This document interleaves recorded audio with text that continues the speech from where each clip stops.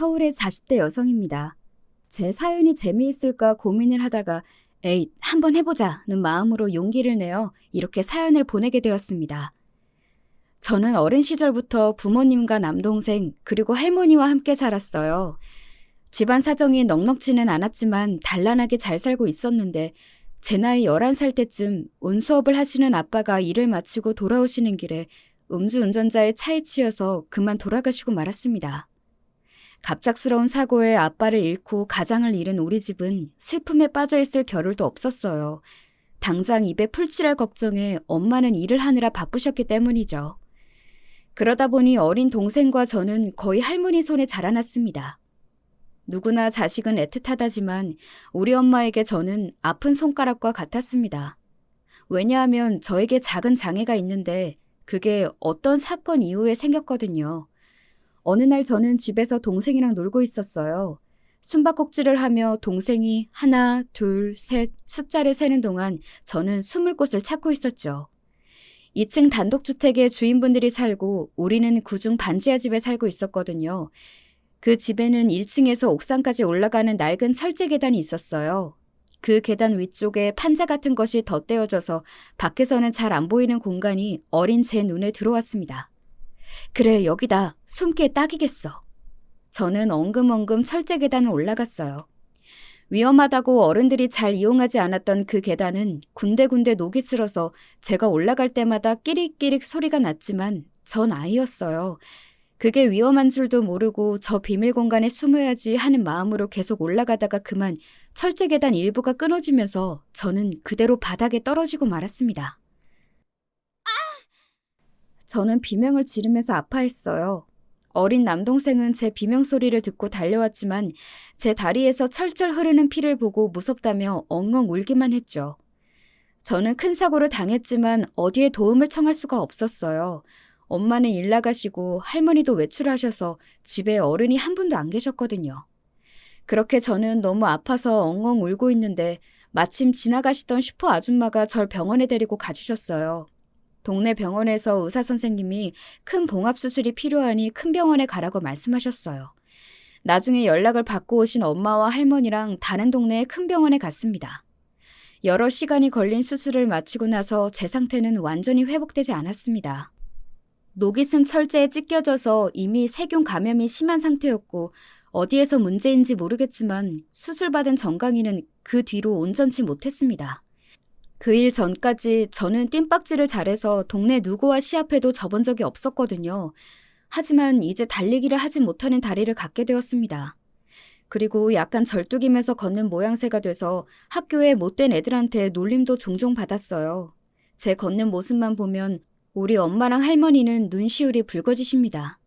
30년도 더 지난 지금도 그러세요. 에이, 살면서 뛸 일이 얼마나 있다고 그러세요. 걷는 모습이 좀 그래 보이는 것뿐이지 저 감기도 잘 안 걸리는 건강한 몸인걸요? 다리 한쪽 불편한 것은 나에게 아무것도 아니에요. 엄마가 그러실 때마다 저는 씩씩하게 엄마를 달래주었지만 엄마의 표정은 늘 슬프셨답니다. 그래서인지 엄마는 제 일이라면 만사 제쳐두고 저를 구하러 어디서든 나타나셨답니다. 저도 워낙 놀림받고 곱지 않은 환경에서 자라다 보니 심성이 단단해졌어요. 그래서 웬만한 일에는 꿈쩍 않고 남들이 뭐라고 하든지 제가 옳다고 생각하는 일은 밀어붙이는 쇠고집을 갖게 되었어요. 그래서 아주 똑순이같이 커버렸는데도 우리 엄마 눈에는 아직 혼자 놀다 다친 12살 딸인가 봐요. 아빠가 세상을 떠나신 뒤 엄마는 식구들 먹여 살리기 위해 나섰지만 참 막막하셨다고 해요. 내가 할 줄 아는 기술이 있기라니 가방끈이 길긴 하니 처음에는 근처 식당마다 들어가서 사람 쓰냐고 물어보다가 쫓겨나기도 했다. 엄마는 낮에는 식당에서 밤에는 고시원 청소를 하시면서 닥치는 대로 일을 했대요. 시장에서 작은 가게라도 하나 할 수 있으려면 권리금을 모아야 했으니까요. 제가 중학교에 입학할 무렵에는 아는 사장님 도움으로 근처 시장에서 작은 야채 가게를 여셨어요. 우리 야채 가게는 시장 어느 가게보다 일찍 문을 열고 늦게 문을 닫는 것으로 유명했어요. 시장 상인들 중에는 텃세를 부리면서 엄마에게 욕을 하고 못살게 구는 사람들도 있었대요. 굴러온 돌에게 자기 손님들 뺏긴다는 이유였죠. 어떤 날 엄마 가게에서 일을 도와주고 있는데 한 아줌마가 와서 엄마에게 삿대질을 했어요. 아니, 상도라는 게 있지. 아침 8시부터 열면 아침 손님 죄다 뺏어가겠다는 거야? 뭐야? 이 시장에서 내쫓기고 싶지 않으면 눈치 봐가면서 장사해. 듣자 하니 너무 도가 지나쳐서 제가 화가 났어요. 아주머니, 그럼 아주머니도 아침 8시에 문 여시면 되잖아요. 우리 엄마가 법을 어겼어요? 부지런한 게 죄예요? 넌 또 뭐야? 아유, 보아하니 다리도 성치 않구만. 그럴 바에 시장에서 장사할 게 아니고 애 데리고 병원이나 가야 하는 거 아니야? 이 여편네가 말이면 다야? 내 딸이 어디가 어때서? 엄마는 아줌마 머리채를 잡고 상무를 돌리듯 이리저리 흔들어댔고 늘 참던 엄마가 이렇게 나오니 아줌마는 당황했어요. 우리 가게에 함께 있던 손님들은 싸움을 말리면서 함께 우리 편이 되어주셨습니다. 저 위에 경동 야채가게 사장이죠? 아줌마, 거기 야채 상태가 영 별로라 요즘 안 가요. 이 집이 훨씬 싱싱하고 친절하신데 거길 왜 가겠냐고. 그러게 말이야. 성실하게 잘하는 여기 사장님한테, 게다가 착한 딸내미한테 그게 어른으로서 할 소리냐고. 아우, 당장 나가요. 아주 동네 사람들한테 경동 야채 가지 말라고 소문을 내야겠어. 그 아줌마는 도망치듯 갔고 다시는 우리 가게에 와서 그런 짓거리를 하지 않았습니다. 그렇게 주변 상인들의 견제에도 엄마는 친절함과 성실성을 인정받아서 단골 손님이 많이 늘어나 장사가 잘 되었어요. 결국 제가 대학교에 갈 무렵에는 처음으로 우리 집을 사서 이사 갔습니다. 저는 아직도 그날의 기억이 생생해요. 우리는 워낙 세간살이가 많지 않아서 이사업체를 부를 필요도 없었어요. 이삿짐 나를 트럭과 기사 아저씨 한 분, 그리고 우리 가족이 모두 함께 이삿짐을 싸고 날랐죠. 할머니는 우리보다 먼저 그 집에 도착해서 온 집안이 번쩍번쩍 빛이 날 정도로 쓸고 닦고 계셨습니다. 이삿짐을 다 나르고 짜장면에 탕수육까지 시켜서 우리 식구는 호사를 누렸답니다. 와, 새 집에서 먹으니까 짜장면이 2배는 맛있는 것 같아. 우리 집 진짜 좋다. 탕수육은 또 왜 이렇게 맛있는 거야? 앞으로 더 자주자주 시켜줄 테니까 많이 먹어 내 새끼들. 미안하구나. 엄마가 그동안 이런 음식도 많이 못 사주고. 아니 어머님, 왜 이렇게 드시질 못하세요? 입에 안 맞으세요? 아니다. 너무 맛있고 입에 맞는구나. 그저 이 깨끗한 바닥에 뭐 흘릴까 봐서 조심조심 먹고 있는 게야. 어머마, 남편도 없이 이렇게 좋은 집까지 사서 나도 모셔주고. 정말이지 내가 여한이 없어. 참 고맙구나. 밥을 먹다 말고 할머니부터 엄마, 저와 동생까지 감동을 받아 훌쩍거리게 되었지요. 너무 행복하고 우리 가족이 다 자랑스럽고 힘들거나 우울할 때면 저는 그때의 기억을 꺼내보고 있어요. 아쉽지만 저는 중간 키보다 조금 작고 얼굴이 예쁘게 생긴 것도 아니고요. 그리고 머리가 좋지 못해서 공부를 잘하지도 못했습니다. 다만 끈기 하나는 있어서 밤을 새워가면서 그 누구보다 공부를 열심히 했지만 제 등수는 늘 반에서 중간보다 조금 잘하는 정도였어요. 공부량은 전교 1등 못지 않은 것 같은데 말이에요. 제가 공부에 소질이 없다는 것은 이미 중학교에 들어가서부터 알고 있었지만 대학교에 갈 때까지 정말 열심히 매달렸습니다. 저는 노래를 잘 부르거나 그림을 잘 그린다거나 어디 하나 특출난 구석이 없는 아이였으니까요. 그렇게 엉덩이 붙이고 밤낮 없이 공부를 하니까 그래도 서울 안에 있는 국립대에 입학할 수 있었습니다. 좀 더 좋은 대학교에 갈 성적은 되었지만 학비를 아끼고 싶어서 꼭 국립대에 가고 싶었거든요. 평범한 저에게도 누구보다 잘하는 재주 하나가 있습니다. 그건 알뜰하다는 것이에요. 절약하고 사시는 우리 할머니나 엄마도 혀를 내두를 정도로 저는 참 알뜰한 소비로 어른들 칭찬을 받고 살았습니다. 엄마 가게에서 일을 도와드리면 일한 수고값이라며 1,000원짜리 몇 장을 주시곤 했어요. 내 동생은 그 돈을 들고 곧장 시장에 있는 분식집이나 호떡 가게로 직행했어요. 하지만 전 늘 그 돈을 소중히 접어서 가져와서는 다음날 은행에 저금했습니다. 무려 10살 때부터 전 제 이름으로 된 통장이 있었거든요. 제가 엄마를 졸라서 처음 만든 뒤로 여러 차례 들리니까 그 은행에서 저는 누구보다 환영받는 고객이 되었습니다. 귀엽고 기특하다면서 지점장님은 명절에는 학용품도 선물해 주시고 은행 직원 언니, 오빠들이 마시는 요구르트나 사탕도 챙겨주시고 그랬어요. 다른 애들이 놀이터 가는 대신 저는 은행이 놀이터였던 셈이죠. 사춘기를 넘어서는 적금이나 대출 등 은행 상품에 대한 공부까지 은행에서 다 배웠기 때문에 또래에 비해서 경제관념이나 지식이 뛰어났습니다. 성인이 되자마자 주택청약저축을 가입했었고 늘 고이율의 적금, 예금, 나중에는 펀드 등 파생상품 등 은행 직원들이 좋은 것을 추천해 주셨기 때문에 돈을 잘 불릴 수 있었어요. 그래서인지 오늘 이날까지 남들이 다 하는 주식이나 가상화폐 등 위험한 투자는 절대 하지 않아요. 우리 집은 엄마가 장사를 하시니까 남들만큼 여행을 가거나 나들이를 가지는 않았어요. 그래도 저는 그것이 불만이었던 적은 없어요.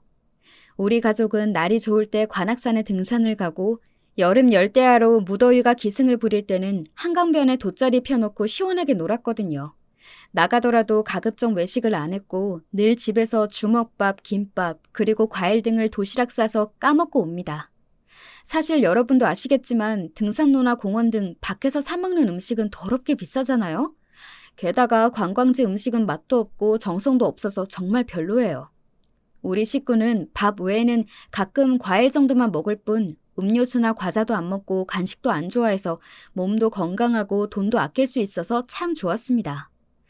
다만 동생은 식성이 달라서 자기 용돈으로 나가서 떡볶이나 과자 등을 가끔 사 먹고는 했지만요. 그리고 저는 세상에서 옷과 신발값이 가장 아까워요. 사실 그런 것들은 허세 중에 하나라고 생각하는 사람입니다. 학교 교복이나 회사에서 입는 유니폼이 얼마나 고마운지 모르겠어요.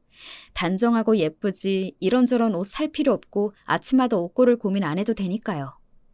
처음 회사 다니면서 유니폼이 너무 좋아서 가끔 모임이나 친구들을 만나러 갈 때 유니폼을 입었더니만 다들 지질이 궁상이다라며 말리더라고요.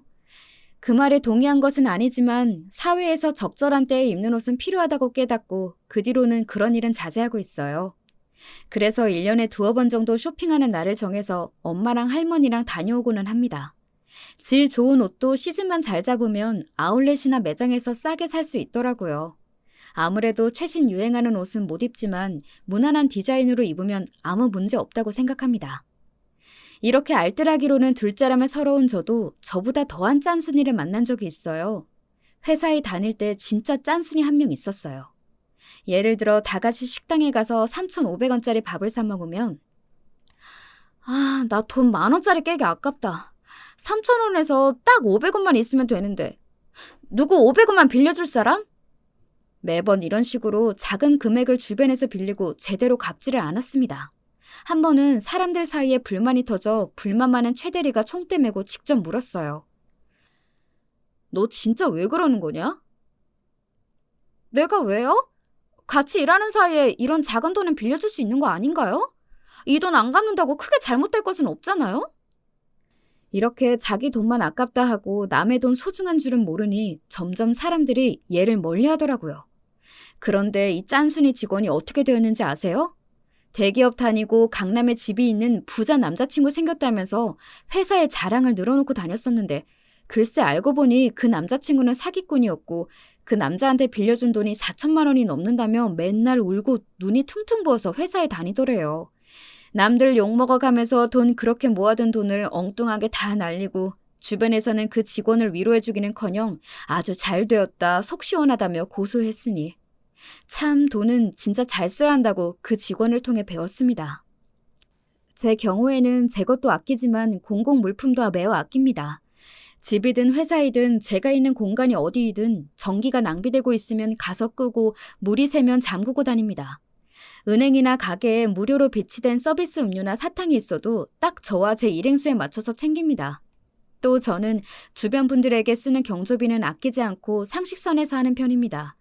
그런 돈은 인색해봐야 좋을 것 없다는 것을 바로 위의 경험에서 느꼈기 때문이죠.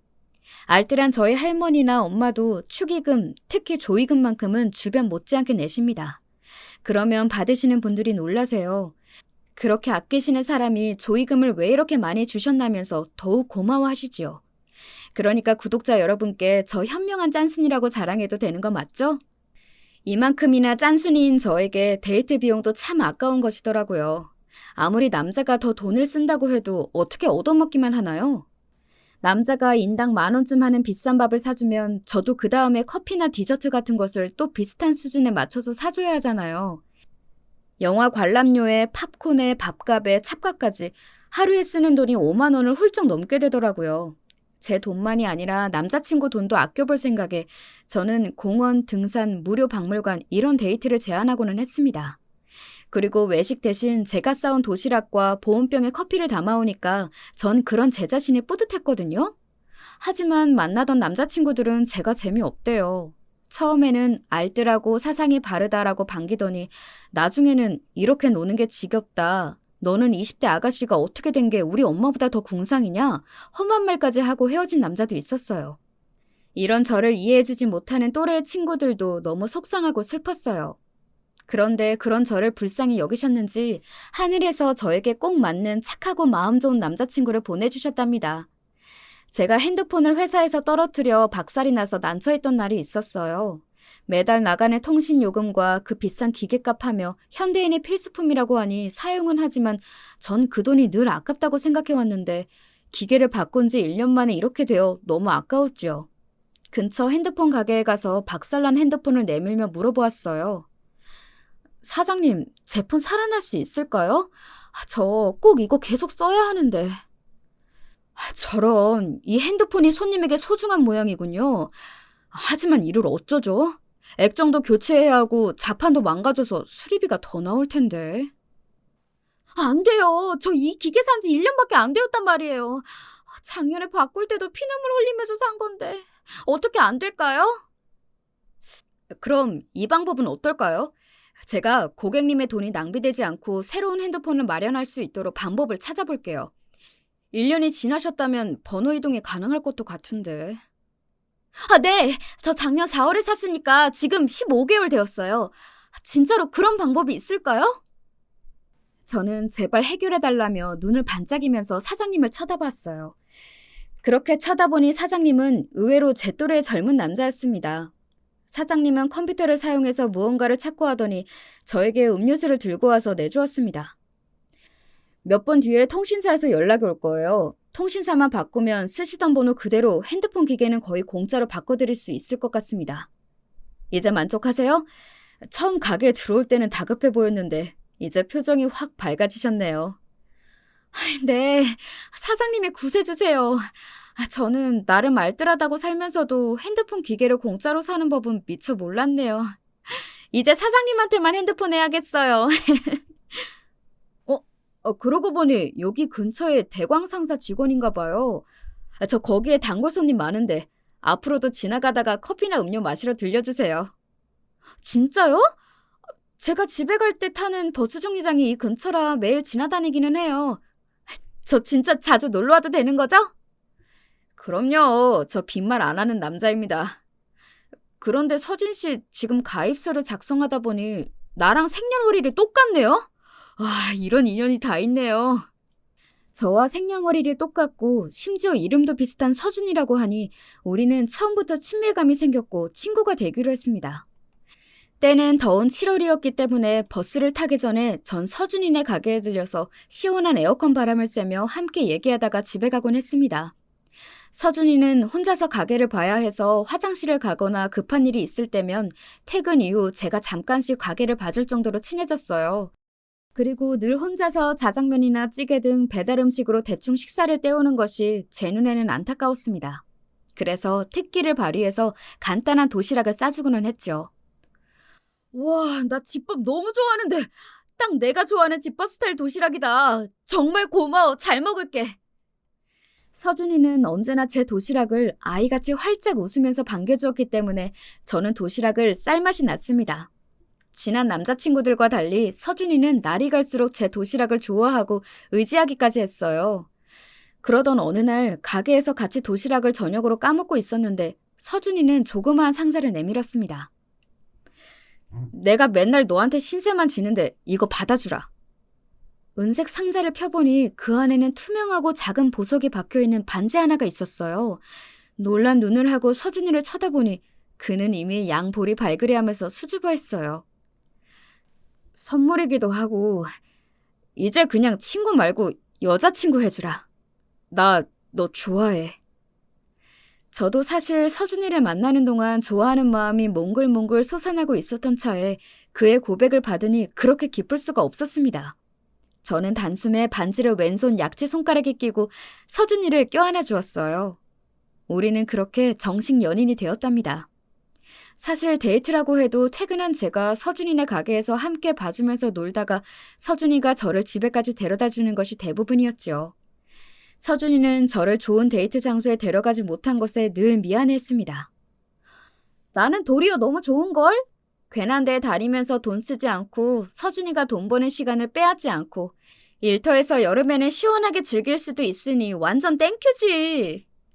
이런 저를 너무 예쁘고 착하다며 더 아껴주고 믿어주는 서준이와 저는 정말 환상의 궁합이었습니다.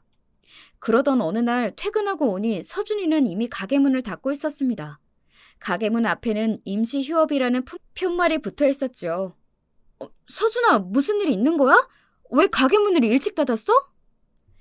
사실은 오늘 너랑 가볼 중요한 곳이 있어서 가게 문을 일찍 닫았지. 자, 가자. 어찌된 영문인지 모르겠지만 서준이는 우리 집에 가보자며 저를 억지로 버스에 태웠습니다.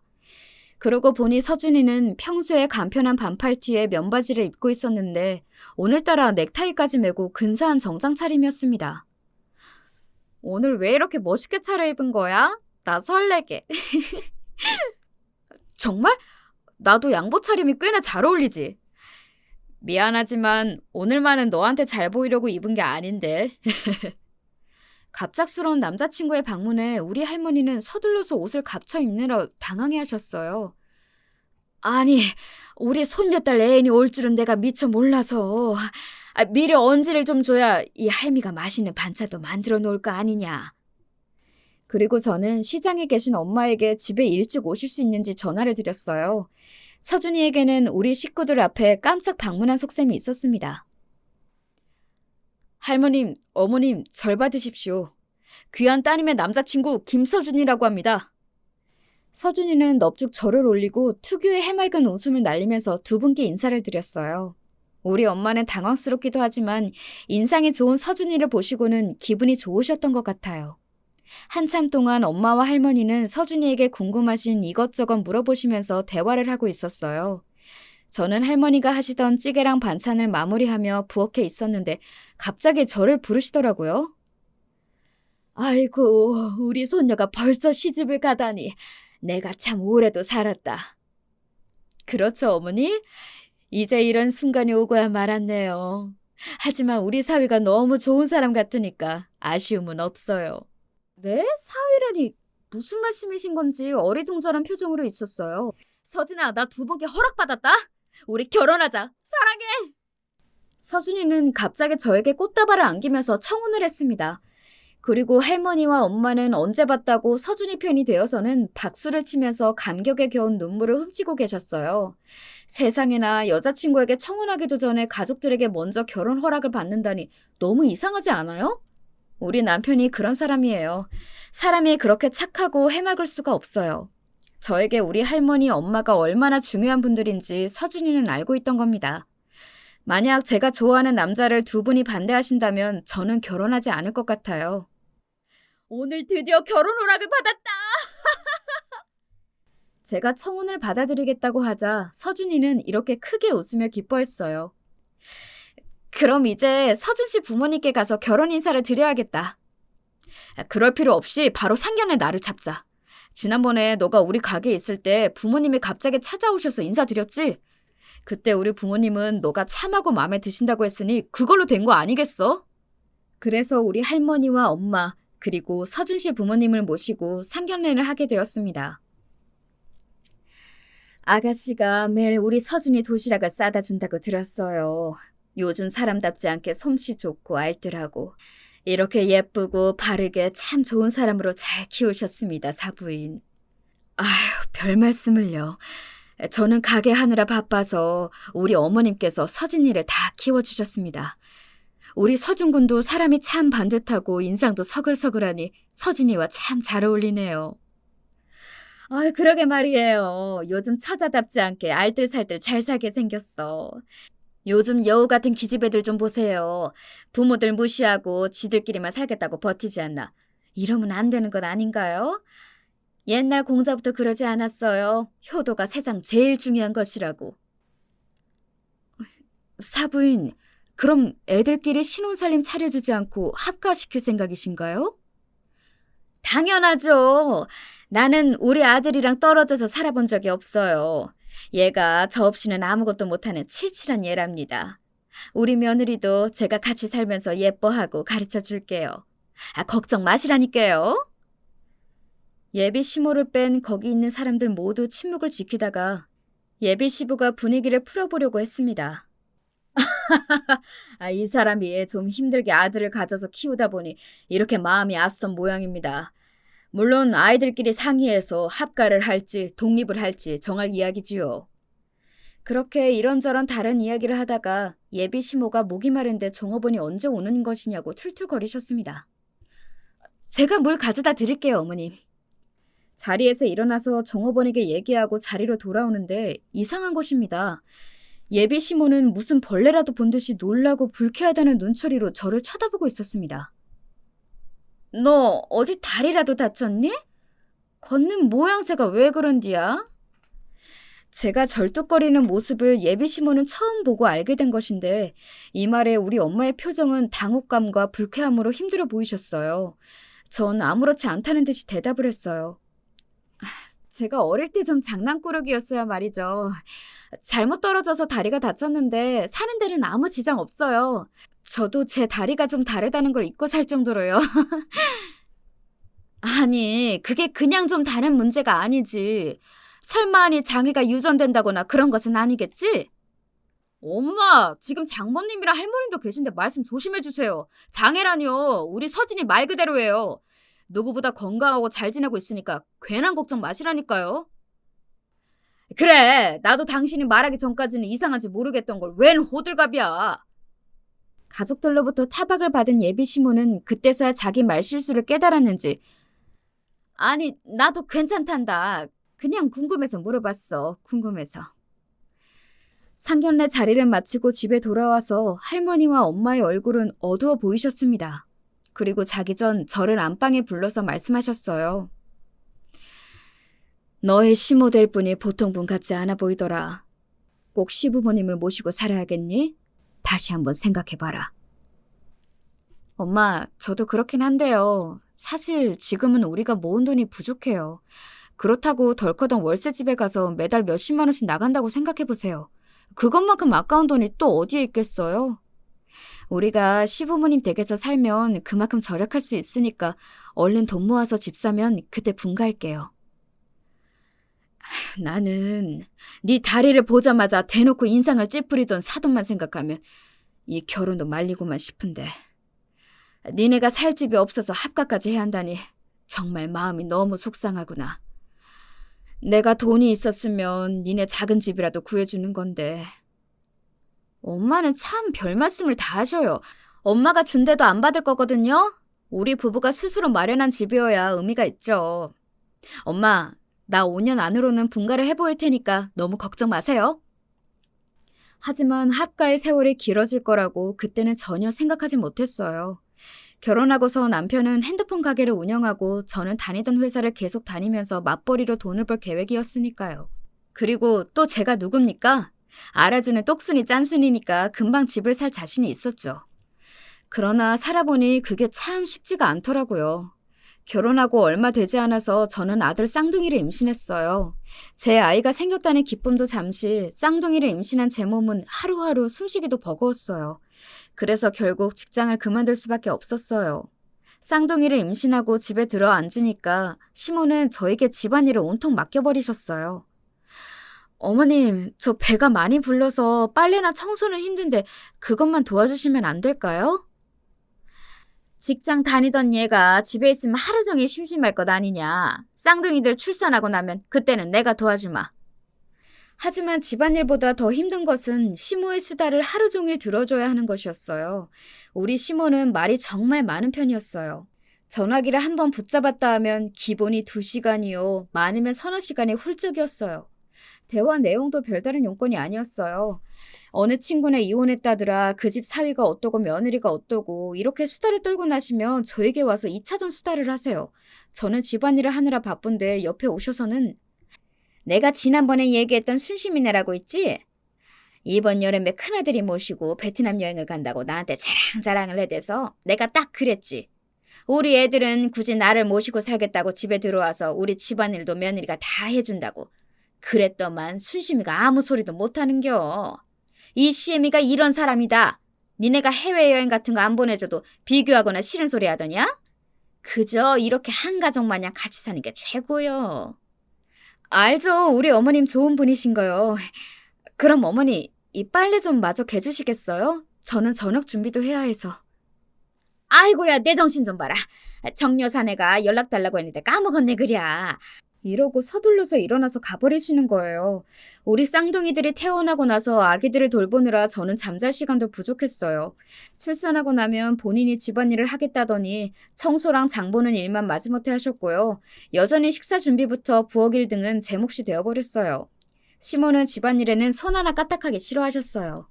약간 철없는 시누이 마냥 요리조리 빠져나갈 궁리만 하셨죠. 그렇다고 저에게 막말을 하시거나 못되게 하시는 건 아니지만 이렇게 지내다 보니 저는 점점 분가하고 싶은 마음이 커졌습니다. 명절에 친정에 들르면 제 얼굴을 본 우리 할머니는 늘 안쓰러워하셨어요.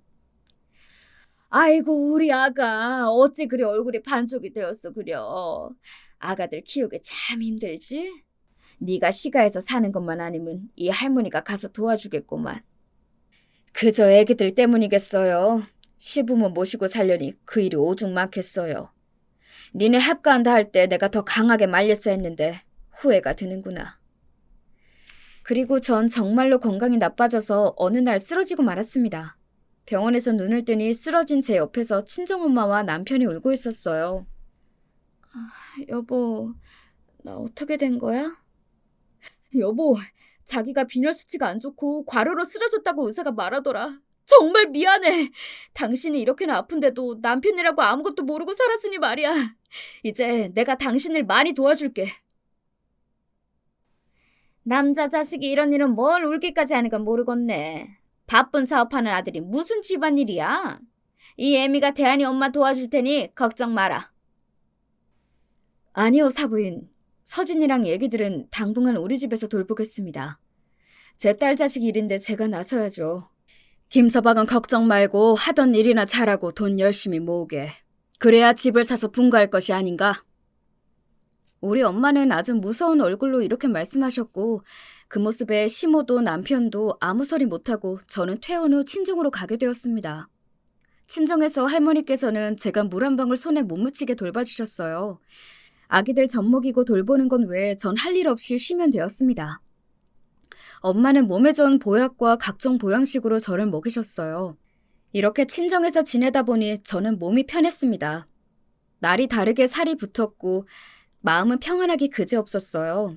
가끔 남편이 보고 싶었지만 퇴근하면 꼭 친정에 들러서 저와 아기들을 보고 가서 더할 나위 없이 좋은 시간을 보내고 있었어요.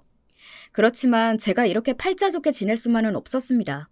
하루가 가고 일주일이 가고 남편의 얼굴이 날로 수척해 갔어요. 왜 그러냐고 물어보니 남편은 제가 싸주는 도시락 없어서 삼시세끼를 편의점 음식이나 배달 음식으로 대충 먹고 있대요. 그리고 시모는 집안일을 안 해서 남편이 하는 수 없이 빨래도 돌리고 지저분한 집을 청소하는 등 힘들어진 것이죠. 그렇게나 아들을 애지중지하면서도 이렇게나 안 챙겨준다니 여러분은 이해가 가시나요?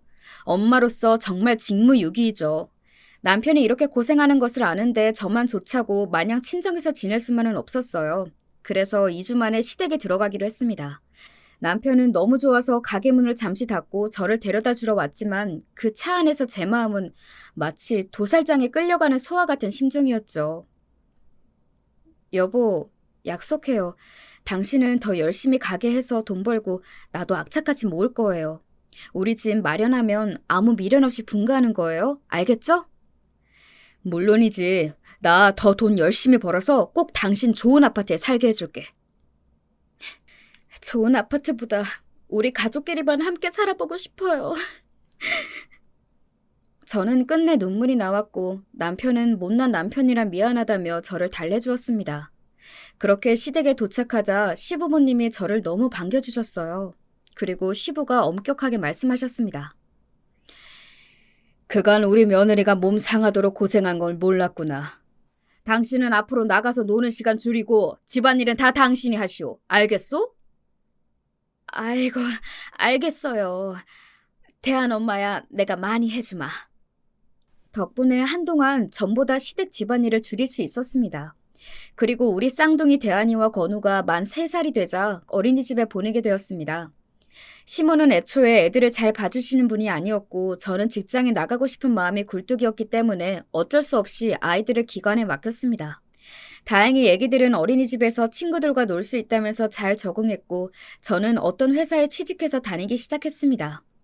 우리 남편은 천성이 유하고 착해서 남들도 좀 속이고 해야 하는 영업을 잘 못해요.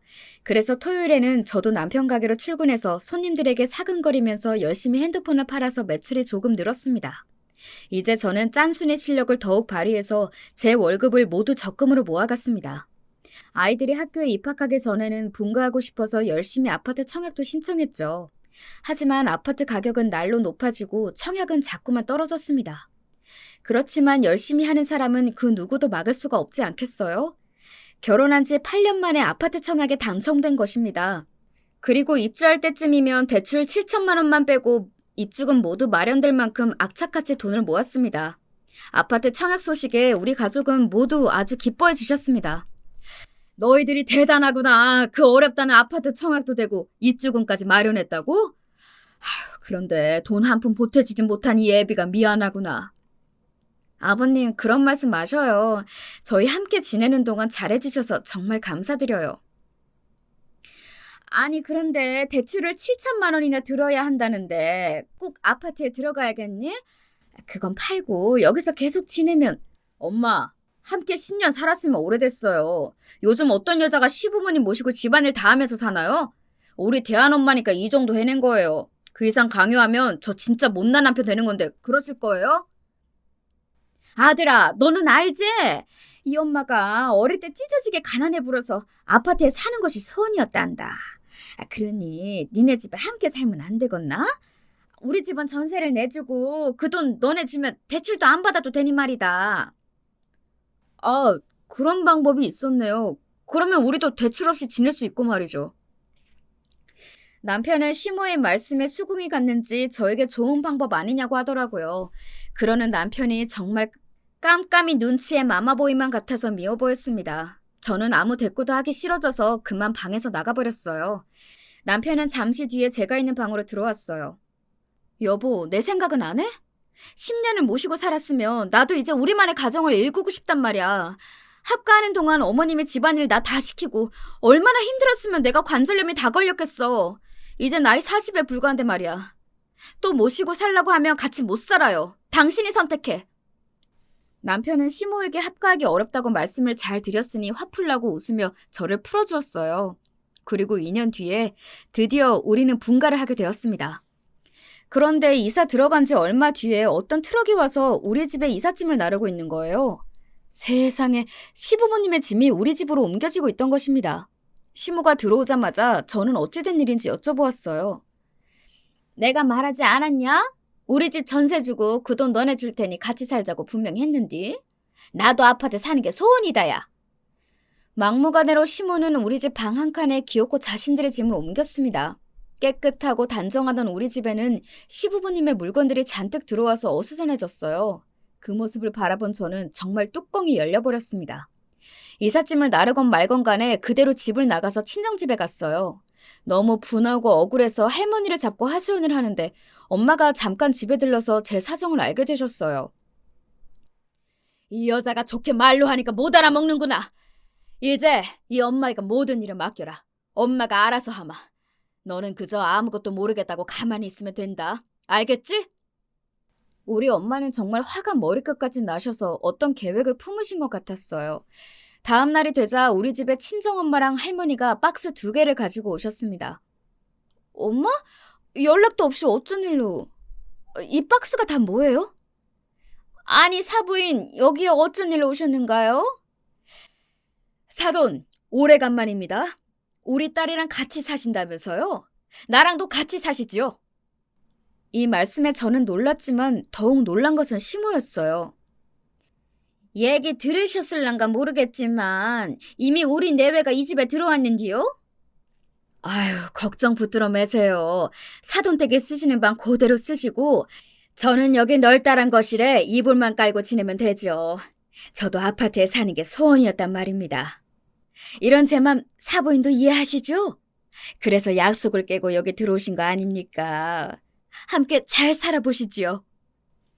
우리 엄마는 그 말씀을 끝으로 할머니와 싸우신 짐들을 우리 집에 하나하나 풀고 계셨어요. 저는 너무 놀랐지만 속으로 빙그레 웃었습니다. 우리 엄마를 본 시모는 얼굴이 하얘졌고 뭐라 대꾸하지도 못했으니까요. 이미 당신 자신이 우리 집에 막무가내로 들어왔으니 우리 엄마가 함께 사신데도 할 말이 없었던 모양입니다. 그 뒤로 이 기묘한 동거 생활이 시작되었습니다. 출근하기 전 아침 6시가 돼서 전 아침 식사 준비로 일어나려고 했습니다. 하지만 우리 친정엄마는 저보고 더 잘하면서 말리셨어요. 그리고 시모가 계신 방에 노크를 하면서 말씀하셨어요. 사부인, 일어나시지요. 아침 식사를 준비하셔야 하지 않겠습니까? 애들은 출근하느라 바쁠 테니 우리 엄마들끼리 아침을 준비해야죠. 계속 문을 두드리면서 깨우니 하는 수 없이 시모는 일어나서 나오셨대요. 사부인은 시장 다니느라 그런가 본데 나는요 아침 일찍 못 일어나는 몸이라 아침 식사는 혼자 하시면 안 되겠습니까? 아유, 그러세요? 그럼 점심하고 저녁 식사를 사부인이 하시겠어요? 저는 아침 식사만 차리면 되겠네요. 늘 우리 며느리가 식사를 다 해주었는데. 사부인, 우리 애가 지금 출근해서 돈을 버는데 기어코 집안일을 다 시키겠다 이겁니까? 그럼 나는 김서방 깨울까요? 김서방 보고 아침 차리라고 할까요? 아유, 알겠어요. 내가 아침 식사하면 될 건 아닌겨. 결국 시모는 항복하고 당신 스스로 아침을 차렸습니다. 저는 그동안 미처 몰랐습니다. 진상의 시모보다 우리 친정엄마가 더 할 수 있는 분이셨다는 걸 말이에요. 그 뒤로 아침 식사는 시모가, 저녁 식사는 우리 엄마가 해주셨습니다. 낮 동안 우리는 출근해서 집이 비어있으니 시모는 전에 살던 대로 집을 어지르면서 청소도 안 해놓고 있었습니다. 사부인, 집이 비어서 사부인 혼자 계실 때에는 청소와 물걸레질, 그리고 빨래까지 하셔도 충분할 시간이지요. 일하고 돌아온 김서방이나 우리 서진이한테 하라시는 건 아니겠죠? 아니, 내가 요즘 관절이 아파서 하고 싶어도 청소를 못하겠네요. 아, 저런. 사부인이 그러시다면 저랑 같이 한의원도 가시죠. 내일부터 우리 야채 가게로 오세요. 제가 잘 아는 명의가 있거든요. 그리고 우리 어머님께 낮에 여기 오시라고 부탁드려 놓을게요. 우리 어머님이 사부인 하나하나 가르쳐드리면서 함께 일하시면 훨씬 수월하실 겁니다. 아니, 내가 시집살이도 안 해봤는데 사부인네 어머님 밑에서 이 나이에 시집살이를 하란 말이요? 무슨 말씀이세요? 시집살이라뇨. 사부인, 우리 애가 10년 동안 합가하면서 시집살이 시키셨습니까? 모르는 거 가르치면 예뻐해 주신다면서요. 우리 어머님 좋은 분이시니까 사부인 어렵지 않게 잘 해주실 거예요. 결국 시모는 손사래를 치면서 아유, 내 혼자 하리다. 집안일 혼자 하면 되지 않겠슈. 그러다가 보니 시모는 아침도 차리고 집 청소와 빨래도 하면서 저를 도와주는 형국이 되고 만 것이에요. 저녁 식사도 엄마가 해주시고 제가 야근으로 늦을 때 우리 쌍둥이까지 챙겨주시니까 저는 정말 예상외로 만족스러운 이중 합가 생활이 된 거예요. 더욱 좋은 것은 우리 엄마가 시모를 이겨먹는 그 상황을 보는 것이 코미디 영화 보는 것보다 더 재밌더란 말입니다. 시트콤 저리 가라 할 만큼 재밌는 일이 바로 우리 집에서 일어나고 있었습니다. 퇴근하고 집에 들어와 인사를 드리니 시부는 눈이 붉게 부어오르셨고 시모는 그런 시부를 달래는 것인지 타박하는 것인지 아유, 내가 못 살아. 저 여편네가 결국 일을 버렸네 그려. 이 화장아, 그냥 싹 다 잊어불고 저녁은 먹어야 할 것 아니오요? 난 못해. 저녁 못 먹어. 어떻게 다시 얼굴을 보겠나 그래. 여보, 우리 여기서 나갑시다. 더는 불편해서 같이 못 살겠어. 이? 당신은 고깝고 한번 불편하다고 그려요? 나는 지금 아침도 차려, 청소해. 아주 집안일 때문에 죽겠는데 참는 것을. 이미 우리 집에 세입자가 살고 있는데 어디로 가요? 아니, 글쎄 나는 이대로는 못 살겠다니까. 그럼 나 혼자 나가겠소. 이게 무슨 영문인지 모르겠어서 친정엄마를 찾았습니다. 엄마는 부엌에서 저녁을 준비하면서 시부와 시모를 불렀습니다. 사돈어른, 저녁 드시러 어서 나오세요. 엄마, 무슨 일이 있었어요? 왜 시부는 집에서 나가겠다고 하고 시모도 한숨만 푹푹 쉬시고 안 나오시는 거야? 응? 엄마는 손으로 입을 가리고 웃음을 참으면서 저에게 오늘 있던 일을 설명해 주셨어요. 친정엄마가 집에 오셨는데 아무도 없는 것 같았고 바로 공동 욕실로 향하셨대요. 욕실 문도 열려있고 해서 쓱 들어가 보니 그곳에서 시부가 샤워를 하던 모습을 딱 마주치고 만 거예요. 아이고, 죄송합니다. 계신 줄도 모르고. 아니, 사부인 일을 어째. 그 일을 뒤로 시부는 우리 엄마 얼굴을 못 보겠다며 저녁 드시러 나오지도 못하고 시모는 열받아 했다는 거죠. 나도 좀 당황스럽고 놀라긴 했다만 다 늙은 처지에 그럴 수도 있지. 너희 시부 진짜 부끄러움 많으신가 보다. 그럼 엄마는 참 조심하시죠. 우리 아버님 여린분이신데 충격이 얼마나 크시면. 의도치 않게 이 사건을 계기로 시부모님은 이튿날 짐을 싸서 나가셨어요. 정말 웃기지 않은 일이지 않습니까? 그렇게 친정엄마의 기지로 시모의 습격 없이 지낼 수 있게 되었어요. 시모는 우리 친정엄마에게 당해서인지 우리 집에도 잘 찾아오지 않으셨거든요. 자신의 벗은 몸을 우리 엄마에게 들키셨다는 이유로 시부는 지금까지 저도 보기 불편해하신답니다. 그런저런 이유로 저는 시댁에서 벗어나서 자유를 만끽하며 잘 살고 있답니다. 여러분, 지금까지 제 사연 어떠셨나요? 주변에 흔히 있을 법한 이야기지만 우리 시모 같은 분으로 고통받는 분이 있으시다면 우리 친정엄마의 방법을 한번 참고해 보시길 바래요. 그럼 저는 여기에서 제 이야기를 마치겠습니다. 항상 행복하세요, 여러분.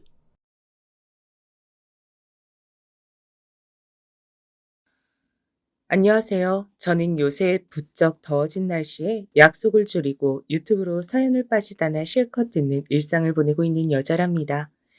약속을 나가면 지인들과 이런저런 이야기를 많이 나누지만 정작 제 안에 진짜 얘기는 꺼내 보인 적이 드문 것 같아요. 부끄럽기도 민망하기도 한 저의 인생 이야기를 사연에 빠지다에 슬그머니 보내어봅니다. 저는 친정 부모님이 워낙 옛날부터 바쁘셔서요. 방치돼서 자라난 편이었어요. 제가 초등학교 5학년 때부터 두 분께서 본격적으로 같이 일에 뛰어드셨거든요. 원래는 친정아버지께선 직장 생활을 하고 계셨는데 안 좋은 일이 생기는 바람에 부당하게 그만두셔야 했습니다. 그 이후로 친정 엄마와 부부가 합심하여 사업을 해보시려고 이런저런 궁리에 들어가게 되셨던 거죠. 일찍이 친정 아버지께서 인망이 좋으셔서 나이나 사회 경력에 비해 인맥이 무척 탄탄하셨거든요. 그걸 미천 삼으신 것이었습니다. 저는 형제라고는 위로 언니 하나뿐이에요. 그리고 친정언니는 타고나길 워낙 모범생이었습니다. 희한하게 시키지 않아도 알아서 척척 자라는 자식들 있죠? 그런 자식이 바로 저희 집에선 언니였던 거죠. 괜히 장녀가 아니었나 봅니다. 제가 중학교 1학년 때까진 친정언니가 저를 다 챙겨줬었어요. 끼니도 다 살펴줬고요. 하지만 그 이후론 공부해야 된다며 저를 내팽개쳤습니다. 야, 나는 네 나이 때 학교, 학원 일정을 계획표로 딱 정리해서 살았어. 너도 이제 그 정도 됐음. 알아서 학교 다니고 공부할 수 있지? 네가 이제 더 이상 초등학생도 아니고 난 좋은 대학 가야 해서 바쁘니까 너 알아서 열심히 지내. 괜히 사고 쳐서 부모님 신경 쓰이는 일 만들지 말고. 알았어? 좋게 말하면 되지. 왜 윽박을 지르고 난리야. 알았어. 잘하면 되잖아. 아, 정수진. 쟤는 뭐 하나 잘하는 것도 없으면서 성질만큼은 왜 이렇게 독보적인지 몰라. 내 동생이지만 진짜 앞길이 깜깜해 보인다. 근데 그 나이 땐 잔소리 조금만 들어도 쉽게 울컥하잖아요. 저도 그랬어요. 저를 향해 친정언니가 비아냥대니까 그게 그렇게 싫을 수가 없었습니다.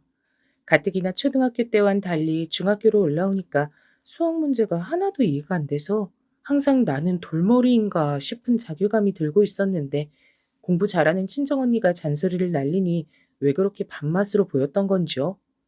그렇게 중학교 사춘기 소녀는 단순한 계기로 엇나가기 시작했습니다.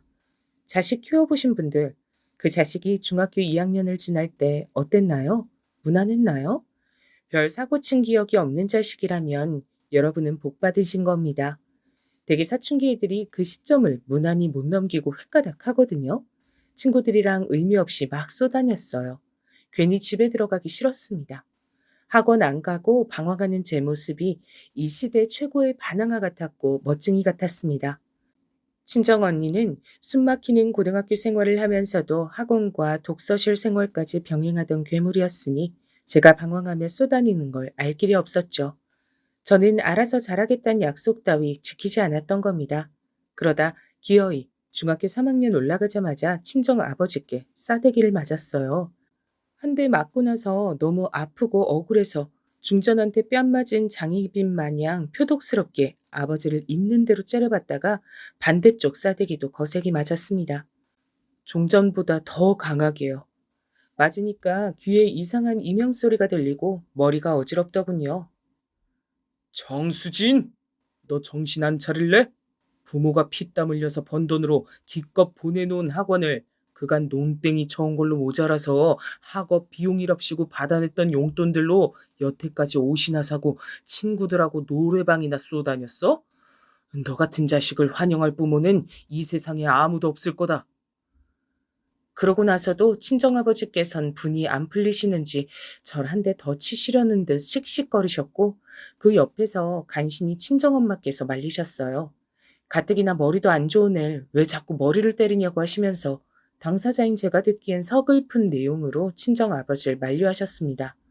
덕분에 두 대만 맞고 끝났지 아니었음 그날 전 반죽음이었어요. 친정아버지의 그런 엄한 모습을 태어나서 처음 보는 것이었습니다. 인자하고 허허실실이신 분이라 생각을 해서 그간 몰래 막 나갔던 것인데 진 면목을 마주하자 오금이 저려왔네요. 저는 맞아야 정신을 차리는 애였나 봐요. 맞고 나니까 다시는 농땡이 피울 엄두가 안 났고 그렇게 저의 사춘기 꼴값은 막을 내렸습니다. 저의 반발심을 확 죽여놓은 건 비단 싸대기뿐만이 아니었어요. 친정아버지께서 이렇게 말씀하셨을 때 제가 면목이 없었기 때문입니다. 너는 당장 네가 놀고 싶은 것만 보이고 네 부모의 수고와 노력은 안 보이냐? 네가 여태까지 살면서 죽어랍시고 뭐 한 가지에 매달려서 미쳐본 적 있어? 그만큼 땀을 흘려본 적이 있어? 아무 것에도 최선을 다해보지 않았던 넌 감히 어설프게 탈선을 할 자격도 없다. 제가 다녔던 중학교에서 최고로 양아치였던 애들은 그 분야에서 특화되었던 나머지 오토바이도 잘 탔고 교복으로 패션쇼를 벌였고 불에 지진 이쑤시개 하나만으로도 속눈썹 파마를 해냈으며 문구점에서 파는 싸구려 화장품으로도 연예인 화장 뺨치는 흉내를 낼 줄 알았습니다. 유행도 다 꿰고 있었죠. 하지만 저는 양아치도 모범생도 아니었습니다. 이도저도 아니었고 그저 뭐든지 어설프게 제 충동을 쫓아 행동했을 뿐이었어요. 그 사실을 객관적으로 자각하게 됐던 순간 너무 창피해졌습니다. 뺨을 맞았던 직후보다 얼굴이 더 뜨거워지더라고요. 사실 친가, 외가 모두 형편이 당시 좋지 못했습니다. 양가에 아무 손 벌릴 곳도 없건만 친정 부모님께선 묵묵하게 앞만 보며 노력해가고 계셨던 거예요. 아무것도 안 하다가 도태될 순 없다며 자꾸만 뭔가를 해보려고 하셨고요. 그런 친정 부모님의 모습을 제대로 알게 되자 저는 더 이상 철없는 생활을 이어갈 수가 없었습니다. 학원도 제대로 나가고 불필요한 용돈도 아예 안 받기로 했어요. 굳세게 마음먹은 뒤로 저는 한 가지 사실에 꽤 놀라고 말았어요. 단순히 열심히 하는 것도 힘들더라고요. 매일 꾸준히 자습 공부를 하는 것 자체가 벅찬 제 자신이 기가 막혔습니다. 책상 앞에 엉덩이 붙이고 앉아있는 것도 타고나야 할 수 있는 건가? 난 왜 자꾸 문제집 앞에서 생각이 자꾸만 딴 데로 튈까? 혹시 여러분 중에서도 저 같은 경험을 해보신 분이 계신가요? 마음 먹고 공부하려고 딱 자리에 앉았는데 눈에 글자는 전혀 안 들어오고 정신만 산만하고 앉아있는 것도 고역이셨던 분이요. 그러신 분이라면 저와 아마 동료이실 듯 하네요. 한동안 제가 스스로를 자책하면서 책상 앞에서 머리를 싸매고 있자 그 모습을 목격하신 친정엄마께선 애가 외탁을 했나 보다. 자기 외가 식구들 닮았나 보다. 속상해서 미치겠다며 아버지께 하소연을 하셨었고요. 그걸 듣고 저는 처음 깨달았었죠. 공부머리, 체질, 성격 같은 것도 죄다 유전이란 것을요. 친정언니는 처음부터 차분했고 조용히 공부하는 적성이었거든요. 공부하려고 시도해봤으나 여러 가지 요건 부족으로서 저는 아주 간신히 턱걸이로 걸쳐서 인문계 고등학교로 진학하는 게 최선이었습니다. 그리고 친정언니가 우리나라에서 최고로 손꼽히는 명문대에 다니는 걸 그저 부러워했죠. 친정 부모님께서 일군 작은 사업장은 번듯한 기업의 모양을 갖추기 시작했으며 그런 두 분께 친정언니는 가히 어디 내놓아도 자랑스러워할 만한 자식이었습니다. 저는 경기도에 위치한 그럭저럭 괜찮은 4년제 대학교에 진학하는 것으로 만족해야 했죠. 다니는 동안 장학금을 받는다는가 하는 일은 일절 없었고요. 그저 그런 성적으로 졸업했습니다. 친정언니가 명문대에서도 훌륭한 성적으로 졸업을 하고 혈혈단신으로 미국으로 2년 유학도 다녀오고 각종 자격증을 취득한 것과는 정반대였죠. 한참 성인이 되고 난 이후에도 친정언니가 저보다 월등하고 저에게 잔소리를 해대고 저는 여러모로 부족하며 잔소리를 듣는 입장이라는 건 변함이 없었습니다. 하지만 제가 딱 하나 친정언니를 앞선 부분이 있었으니 그건 다름 아닌 결혼이었답니다. 갑자기 웬 결혼이냐고요? 그럴 계기가 있었는데 저희 친정 부모님께서 회사를 운영 중이셨잖아요. 당연히 대학 나온 자식들이 부모님 회사에 들어가서 일을 시작하는 게 자연스러운 수순일 테고요. 하지만 저는 중학교 때 친정언니한테 잔소리 좀 몇 번 들었다고 심사가 뒤틀려서 반항기를 시작했던 시절의 잘못을 비슷하게 답습하고 말았습니다. 괜히 거기 들어가서 일을 하기가 싫은 거예요. 저와는 비교할 수 없을 정도로 훌륭한 재원인 친정언니가 거기 들어가 있으니까 저마저 그곳에 간다면 사람들이 언니보다 동생이 너무 떨어지네 라면서 말을 할 것이 분명했어요. 그게 너무 싫었습니다. 그리고 다른 이유도 있었는데 친정 부모님께서 힘겹게 이악 물고 세우신 회사에 저라는 오점을 남기는 게 죄송스러워서 그랬어요. 냉정하게 저는 친정 부모님의 회사에 득이 아니라 실일 것 같았거든요. 매사에 최선을 다하고 살아오신 친정 부모님의 소중한 결과물에 저처럼 어중간한 인력이 들어가서 좋은 평균치를 떨어뜨리고 싶지 않았습니다. 이런저런 핑계를 대며 저는 작은 사무실에 취업해서 저의 첫 사회생활을 시작했었죠. 그런데 혹시 규모가 작은 사무실에서 일을 해보신 분이라면 알겠지만 그런 곳은 비밀이 없습니다. 동네 사랑방이 따로 없어요. 게다가 저 같은 미혼의 젊은 여자애가 신입으로 들어온다? 그럼 무조건 고참 기혼 여성들의 표적이 됩니다. 저는 입사하고 나서 정확히 이틀 후부터 왜 연애 안 하냐, 왜 결혼 안 하냐 이런 소리를 귀 따갑게 들었습니다. 기혼자 상사분께서 소개팅을 주선해 주셨을 때 멍청하게 고개를 끄덕이고 말았죠. 애석하게도 저는 상사분께서 직접 주선해 주신 분과 소개팅을 거절하지를 못했고요. 자리에 나갔다가 그대로 코가 깨고 말았습니다. 상대는 꽤 잘 사는 집 자제였어요. 그때도 언뜻 들은 부분이었지만 옛날에 헐값에 사두었던 부동산이 그야말로 수지를 맞아서 집안에 돈이 좀 생긴 경우였다고 합니다. 제가 집이 좀 산다고 하니까 상사분이 그런 집의 남자를 얼른 저한테 붙여주셨던 거죠. 그 남자는 전문대를 나와서 아주 그저 그런 중소기업을 다니고 있었어요. 하지만 집안 사정이 여유로우니까 신수는 훤했습니다. 그런데 정말 대박이었던 게 뭔 줄 아시나요? 제가 그 남자와 초면이 아니었던 겁니다. 어딘가 익숙하다 싶었더니 제가 중학교 시절에 어설프게 방황하며 시간 낭비를 하고 있던 때 그때 노래방과 오락실 등지에서 몇 번 마주쳤던 사람이었어요. 양아치 놈들이 집 앞에 있기로 유명한 공고의 교복을 입고 있었고 명찰의 이름이 굉장히 특이해서 친구들과 봐두었던 기억이 선연했습니다. 그 남자와 사귀게 됐어요. 거의 운명이라고 여겼으니까요. 완전히 빠져들어서 금세 진지한 감정이 됐고 어느새 결혼까지 하게 됐던 거예요. 사실 제가 친정 식구들은 한 목소리로 반대를 했지만요.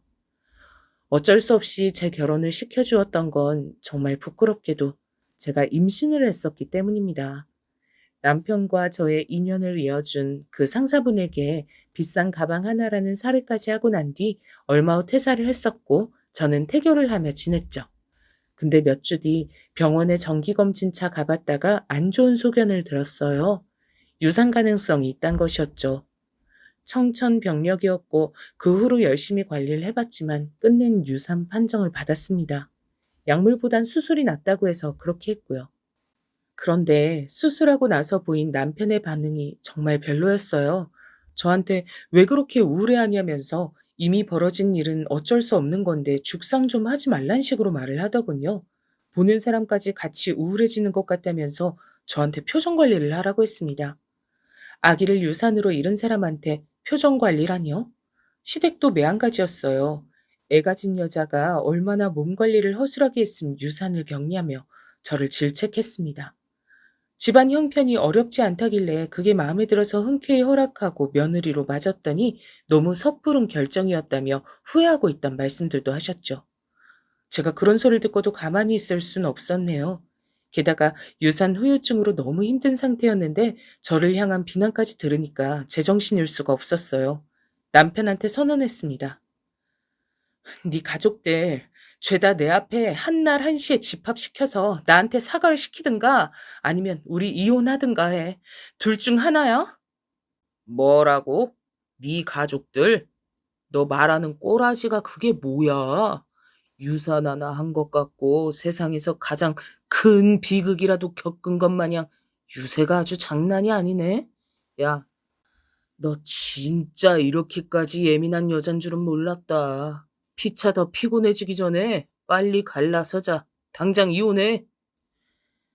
그놈이 양아치들이 많기로 유명했던 공고 출신에다가 허구한 날 오락실에 드나들었던 전적이 있다는 걸 제가 진지하게 고려를 했어야 했는데 섣불리 감정만 따라가다가 모든 일을 그르친 것이었죠.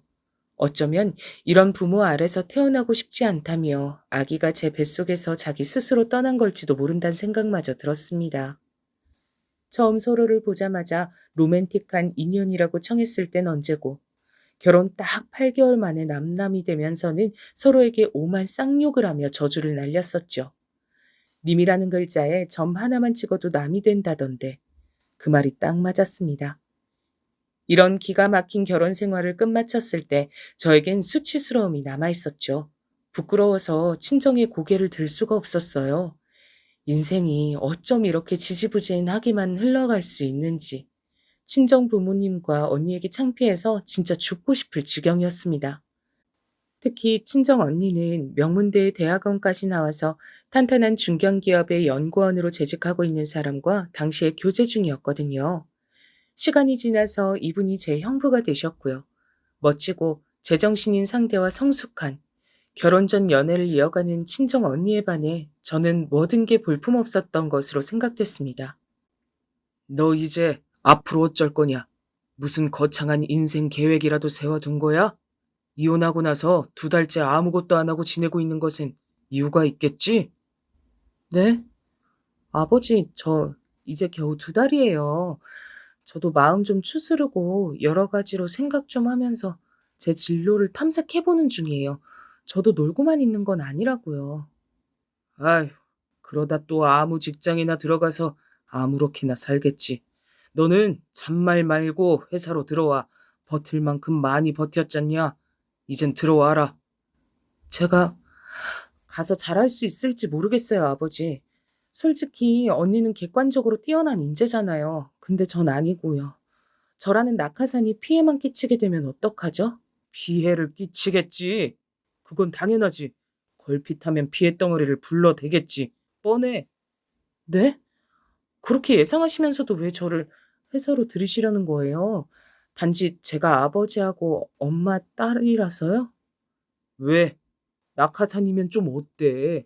그 낙하산이 피해만 만들어내도 뭐 어때? 그거 감당하려고 내가 회사 대표인 거야. 살면서 남에게 피해를 안 끼치고 사는 사람은 어차피 이 세상에 없다는 걸 넌 모르는 모양이구나. 그런데 그때 친정 아버지께서 저에게 건네주셨던 진솔한 말씀이 엄청 힘이 됐어요. 전 항상 은연중에 난 암만 해봐도 안 돼 라며 스스로를 위축시키는 경향이 있었는데 이때 친정 아버지와 대화를 나누었던 이후로는 그런 면모가 거의 사라졌습니다. 자존심이니 체면이니 아직 일어나지도 않은 일로 인한 걱정이니 그런 것들 살아가다 보면 별로 쓸모도 없는 것들이더라고요. 친정 부모님의 회사로 들어가 말단 중에 말단으로 일을 시작했습니다. 초반 몇 달은 적응하느라 아무 정신도 없었던 듯 싶어요. 잠깐, 이러다가 내가 자리 잡고 나면 나한테 다시 결혼 얘기 같은 거 들어오는 거 아니야? 그리고 친정언니가 슬슬 결혼하고 싶다는 뜻을 부모님께 밝혀왔을 때 저는 괜히 심장이 쿵 내려앉았습니다. 섣불리 했다가 제대로 망했던 결혼 경험 때문에 저는 다시 결혼이라는 걸 하고 싶지가 않았어요. 말단으로 시작한 일도 적응을 조금씩 거치며 재미를 붙이고 있었고요. 이대로 일만 쭉 하면서 살아도 될 것 같더라고요. 가슴 아픈 유산 경험 때문에 다시 임신을 한다고 생각만 해도 한숨이 나왔고요. 친정 부모님께 제 속내를 시원하게 밝혔습니다. 친정언니가 결혼해서 행복하게 잘 살기를 바라며 저는 그걸 지켜만 봐주고 싶지 결혼 대열에 합류할 생각은 전혀 없다고 했네요. 그랬더니 두 분이 씁쓸한 표정으로 제 의사를 존중해 주겠다고 하셨어요. 나이가 들수록 느낀 게 어렸을 적엔 부모님께 불평, 분만이 많았고 제가 어른이 되면 더 보란 듯이 잘난 사람이 되어줄 거란 포부도 있었는데 막상 크고 나니까 부모님께서 정말 멋진 어른들이셨다는 게 체감이 되더라고요. 여러분도 그런 경험 있지 않으신가요? 어른이 되고 나니까 내가 우리 부모님의 반이나 따라갈 수 있을까 하는 생각이 분명 저 말고 들어보신 분이 계실 거라고 믿어요. 아무튼 저는 결혼은 뒤로 한 채 일만 열심히 배우며 살았습니다. 그러니까 예비 신랑과의 만남은 제가 작정하고 그런 것이 아니었어요. 마음의 준비 없이 일어나는 교통사고처럼 어쩌다 보니 예비 신랑과 엮여서 고민 끝에 사귀게 됐고 진지하게 서로를 나누는 관계가 됐던 것이죠. 사귀던 도중에 결혼을 약속했었기에 호칭을 예비 신랑이라고 해볼게요. 예비 신랑은 제 과거를 다 아는 남자였습니다. 유산이나 이혼 같은 것들을 다 알고도 포용해 주었다는 것에서 100점 만점이었죠. 냉정하게 사는 형편은 딱 보통이었고요. 예비 신랑이 집안에서 독보적으로 혼자 어릴 때부터 공부머리가 있는 편이었다네요. 그래서 집안 어른들의 예쁨을 많이 받고 자랐다고 했습니다. 하지만 예쁨을 그렇게 많이 받고 자랐다는 사람치곤 성격이 뭐랄까? 꽤나 쿨했어요. 너무 쿨해서 찬바람이 쌩쌩 불었죠. 하지만 기면기고 아니면 아닌 그 성격이 저는 마음에 들었답니다.